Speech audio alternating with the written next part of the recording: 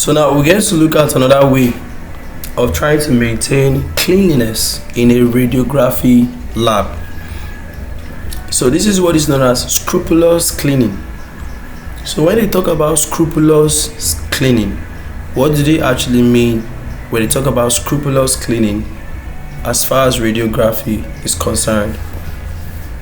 So scrupulous cleaning just simply means you are cleaning thoroughly. Do you understand? And it's very important because it will keep the patient safe, it will control infection, and it will make it that the images are not being contaminated. Do you understand? So infection, the first importance is infection control. So it prevents the spread of what hospital acquired infection, maybe moving from the radiographer to the patient or from the patient to the radiographer. So mainly we are trying to protect patients that have a weak immune system, because some of those microorganisms found in the hospital, they will usually not affect a human being that have a standard immune system, but most of those patients, they come so sick and all of that, and they could actually be affected by a lot of things. Also radiographer safety. So you don't want the radiographer to actually get disease condition as a result of their work.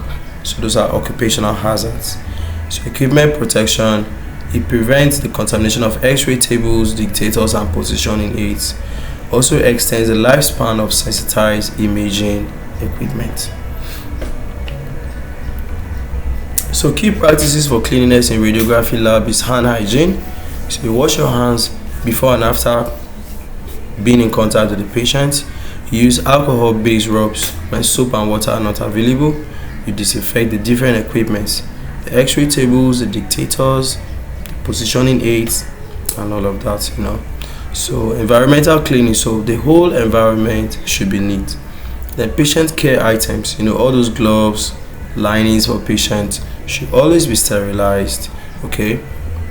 Waste management, if you have sharps being developed in the lab, all those injections and the rest of it, always make sure you keep those waste away. Then protective measures, you use gloves, you use masks and gowns when appropriate.